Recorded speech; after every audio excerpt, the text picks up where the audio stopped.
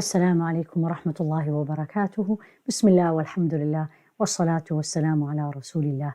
Continuing our journey in learning what Allah subhanahu wa ta'ala loves. And my goal and your goal is to learn these, inshallah, practice them, so I will qualify and gain the love of Allah. It is not surprising that we all love Allah subhanahu wa ta'ala. And how can we not love Allah subhanahu wa ta'ala? With everything He gave us, with everything He showered us, with everything He promised us. And the wonder is that Allah subhanahu wa ta'ala will love me or you from among all the billions of people.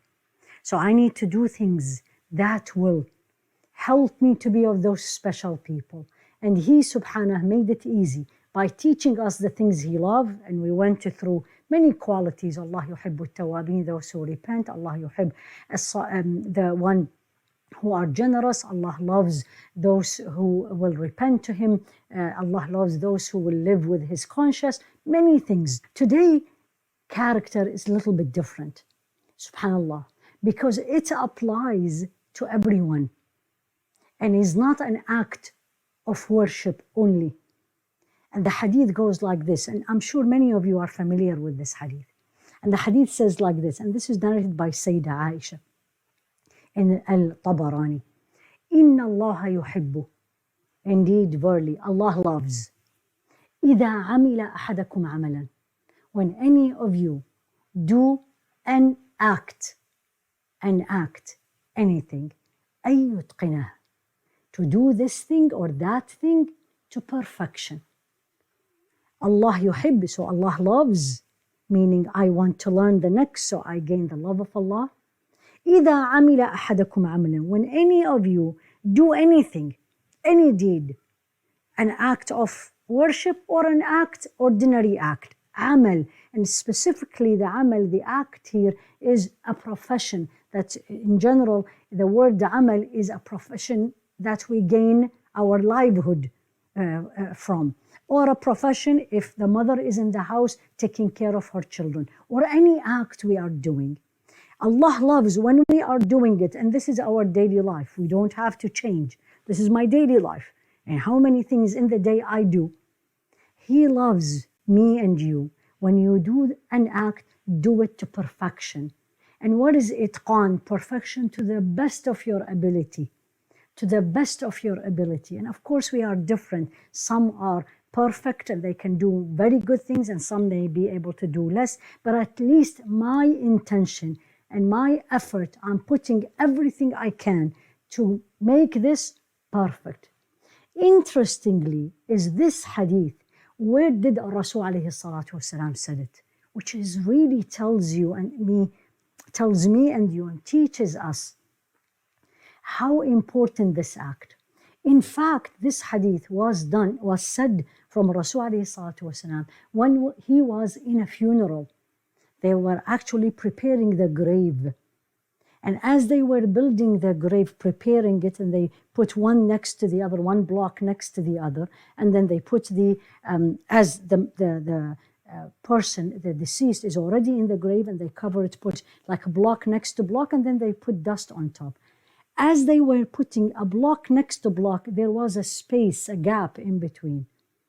And he said, hold on, make it one next to the other, perfect. And then he recited this hadith. إِنَّ اللَّهَ يُحِبُّ إِذَا عَمَلَ أَحَدُكُمْ عَمْلًا أَن يُتْقِنَهُ. Allah loves when any one of you do an act to do it to perfection. You wonder what effect this will have. I mean, the person is already dead. He's already in the grave. It's not going to add anything to him. And then they're going to cover it with dust, and it's going to be leveled with the earth. What's the, if you want to use the word, what is the big deal? Subhanallah. But not in Islam. Perfection in everything I can do, in everything I can do, in my house, with my children, as a student, as a teacher, as my profession, to perfection, to the best of my ability. And I always say to myself, and we always say this to our children, you can do better. I remind myself, I can do better. Having said that, my intention has to be not to impress anyone. then it is not for Allah. And then Allah does not love anything that is not purely for Him. As He said in a hadith, أنا أغنى الشركاء عن الشرك. I am the most rich or unneed of any partners. So when I do my best to do things to perfection, on time, to the best of my ability, and my intention is for Allah only, whether people praised me or they did not, I am not looking for that. I want Him to reward me. So the best way to practice this hadith, so we will learn it much better, is when we are alone. When I'm doing something alone, whether it's in the kitchen, whether it's in the house, whether it's in the garage, whether it's in the yard, whether it's in my work, and I am alone, no one is seeing me. As I am doing it, I keep reminding myself, Allah loves to see me doing this act to perfection. Subhanallah, إن الله يحب إذا عمل أحدكم عملا أن يتقنه. Allah loves when we do an act and a deed to do it to perfection, let alone the deeds of worship, our salah, our siyam, our fasting, our prayer, even our charity. Sayyidah Aishah, when she used to give charity, she used to perfume the coin. And when people are asking her, you are giving it to a poor person, she said, I'm giving it to Allah.